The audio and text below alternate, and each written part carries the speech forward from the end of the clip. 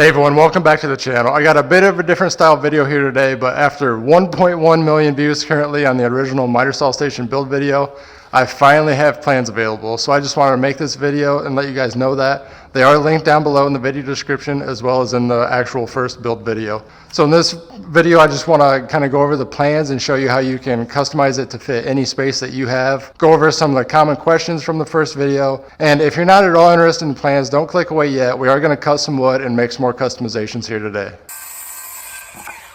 The plans are illustrated exactly sizes I have here to fit my shop. The width of my shop actually is a pretty common dimension at 24 feet with 2x4 walls and then 1/2-inch drywall on each side. So it's about 23 feet and 4 inches, the actual miter saw station. But what else is unique is basically all these sections are the exact same size.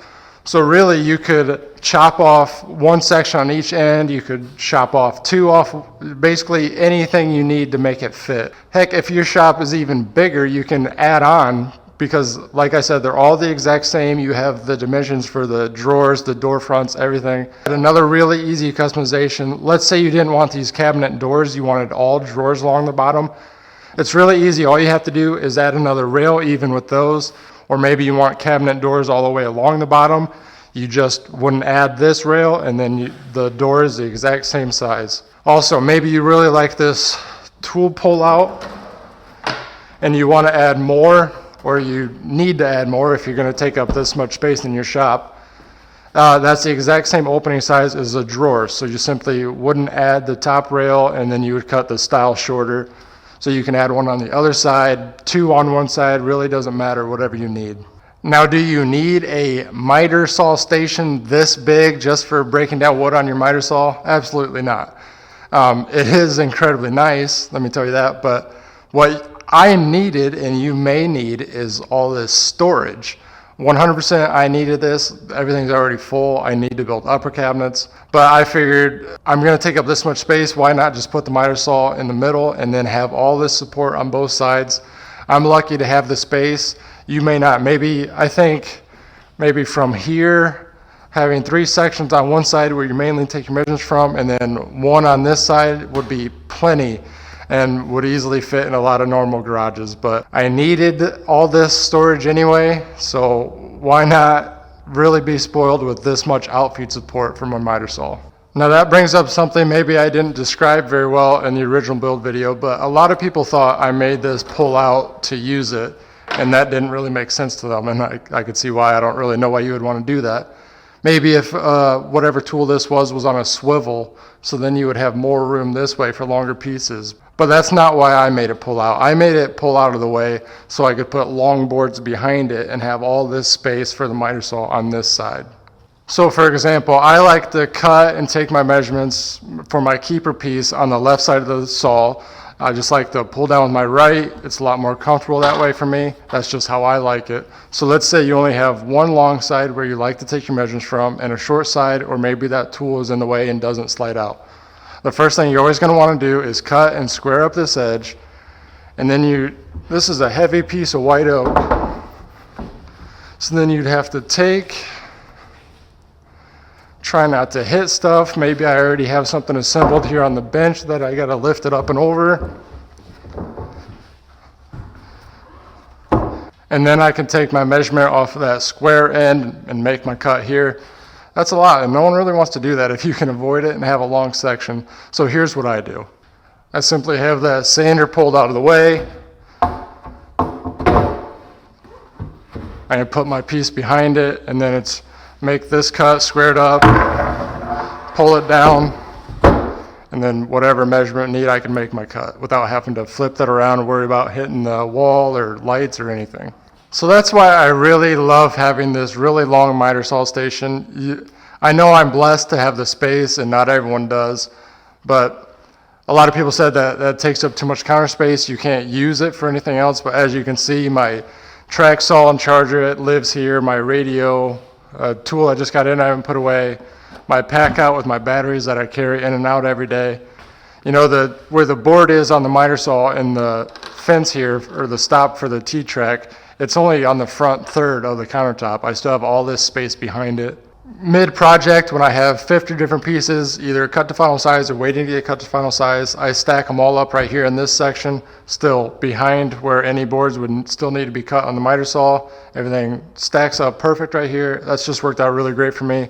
Which brings up another great point. I really like just having the stop block and not a fence that runs all the way along the countertop. I think that is kind of silly. You don't need that. Just a simple stop block with your measurements. So then honestly down here this end, I'm not making cuts that long all the time. So if I want to have pieces of a cabinet or something that I'm building, you know, it's no problem to have it stacked up here covering that T-track because it's recessed on the top with no fence or anything here to worry about. All right, let's take a break from all the talking and make some customizations here. You can see this drawer here. The drawers are pretty huge, which is awesome. But this drawer, I'm pretty happy with how it's organized. I have this Craig organizer, which I like this system because I take it out of the shop a lot to job sites, so I can just grab this out and go. I have all the Craig clamps here, all my screws. So I really like how this drawer is. Now this drawer here, which is under the sander, so it's easy to remember, is all my sandpaper and sanding stuff, which is a mess.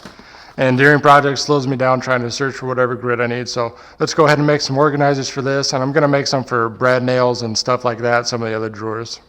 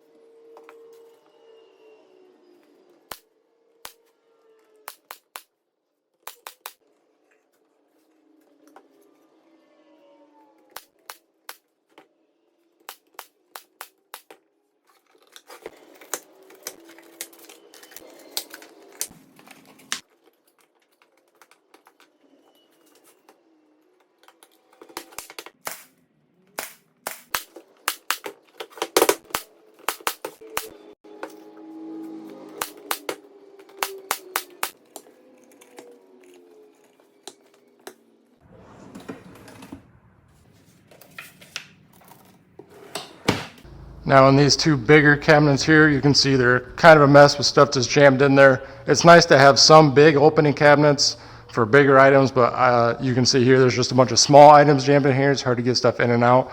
So I'm gonna go ahead and add a shelf in here to make more usable space.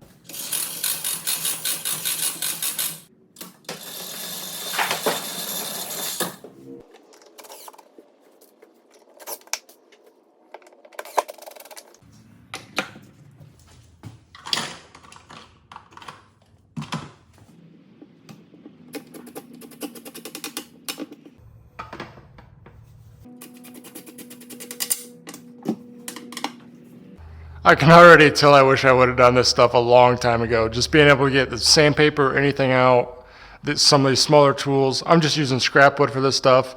So I'm gonna add a shelf on the other side too, the next time I have a piece big enough. But I can already tell this is gonna make me way more efficient during my builds. I don't know about you guys, but I tend to get out my air hose during a project and then it just stays out laying all over the floor, walking over it, tripping over it. So I picked up this DeWalt automatic hose drill. Seems to be really good quality. And I killed 2 birds with 1 stone, got the air compressor hid inside here to free up some space out in the shop.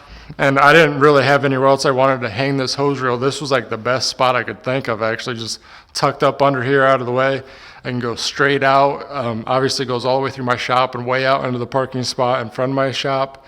So I'm really happy about this, and I think I'm really gonna love this as well. And something as simple as adding this commonly used stuff right here by the miter saw, I think is going to save so much time. You know, walking all over the shop looking for that pencil or tape measure you just had and now you can't find it. So adding a second set right here, which is used a lot, I think is really going to be really fast and efficient, and otherwise take up some wasted space here on the side of the dust hood. And while we're here, speaking of the dust hood, a commonly asked question is, what about miters and bevels with it? I don't know if I didn't do another good job explaining it. I thought I did. But that was the purpose of adding magnetic tape here on the box itself and then on the back of the panels. So these are removable. Obviously you can make straight cuts with it on, which is primarily what it's used for, at least here in my shop. And then I can do my miters, no problem. So I can do miters, no problem, just taking the panels off. Obviously the dust collection isn't as good, but having the box is still better than nothing.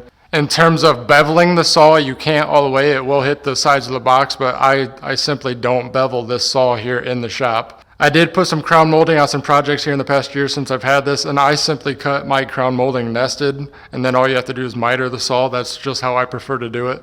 I use the table saw for most of my bevels. It's been over a year since I've had this built, and on one project here just recently, a couple weeks ago, I was building those window cornice boxes. If you haven't checked out that video, you should. But I was beveling the ends of some really long boards, which obviously I can't do on the table saw. And I just felt like building it here in the shop. I could have used my other job site saw.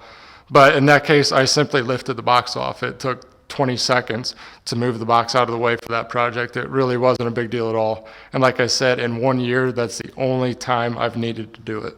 So how good does this box actually work? It works phenomenal. When I have my 4-inch dust collector hooked up, like practically nothing comes outside of here. Basically everything gets sucked down. I'm just too lazy to hook that up every time yet. I still don't have hard piping ran here in the shop. So I just have the shop vac and the Dustopper still hooked up, which obviously isn't as powerful as a full dust collection system. So you can see there's a little bit of dust outside here, but I'll bring you in closer and you can see most of it is simply contained inside the box. There's quite a bit of dust inside here, which is better than having it spread all over the shop, floating in the air and stuff. So I just pop these panels off, every couple months, honestly, and clean that out. Not a big deal at all. Like I said, I'd rather have it at least contained inside the box. And when I get the actual dust collector hooked up, it's going to be absolutely perfect. This saw in general, the factory design for the dust collection is absolutely terrible. This saw throws dust like crazy. The saw is extremely powerful and it has stayed dead on accurate for me, but the dust collection is terrible. So I've been using this for over a year now, and that's my real world review after using it a lot. I love it. Obviously the compact size of it is perfect. Like I said, the accuracy and power is awesome. Just the dust collection honestly isn't that great at all. Here you can see a couple things that I did to help improve the dust collection. There was like a piece of plastic that hung down here. I took that off. And also you'll see the factory dust port basically just shoots straight up.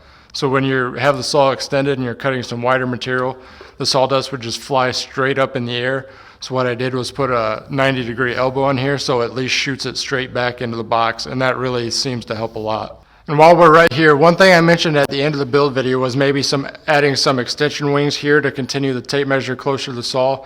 And obviously I haven't done that for a few reasons. One thing, when you're in the middle of a project and you're cutting and have a lot of scrap pieces that you don't want to get rid of or set aside yet, it's really nice that you have all this room here below the saw. You can just stack stuff up. So let's say, for example, I want to batch out a bunch of pieces that are 8 inches long.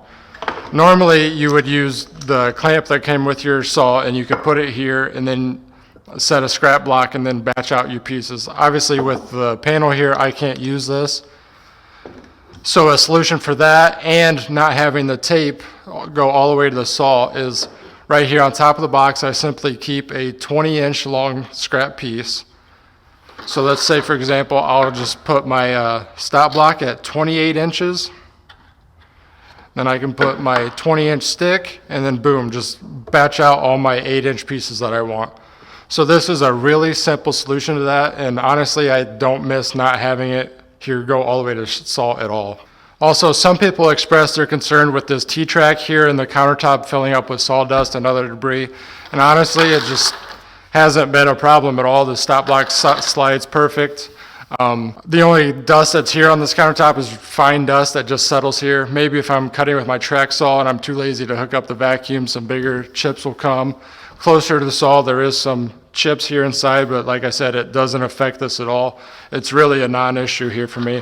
I think inside of a workbench that you're working on top of, maybe drilling and stuff like that, that would probably be an issue. But here for this, having this stop block set up and accurate has saved me so much time, and I can't recommend it enough. I honestly really love this. One more thing I want to mention is I don't want to say how much this costs to build because prices are constantly changing right now. As a lot of you know, prices were just sky high for lumber, and they're actually coming back down to where they were. So if you're needing something like this, right now is actually a pretty good time to build it as opposed to within the past year or so. But one great thing on how I designed this is basically just one big cabinet here on this side and then one big cabinet on the other side. You know, normally this would be a cabinet, then this one, then that one, and then you would tie them all together. So then there would basically be 2 pieces of plywood in between each one. And in this design, there's only one, so that's going to save a ton of money on plywood. The only drawback to that is moving this since it's one big cabinet. But in the build video, I was moving around just fine by myself, getting everything installed. So if I ever move this, obviously it'll be a 2-man job. Of course, take everything out of the drawers, but 2 guys could easily load this up on a trailer and move it out. All right, thanks for watching. I know I am stoked with the changes I was able to make today and answered any questions that you guys had. Of course, if I didn't, just leave a comment down below and I'll be sure to get back with you. And hopefully I showed how easy it is to customize the plans to fit any size space that you guys have. And again, if you're interested in the plans, they are linked down below, as well as anything else that you saw me use here in this video. And everything that I used in the actual build video will be linked in that video. So obviously check that out if you haven't already. Until next time, take care.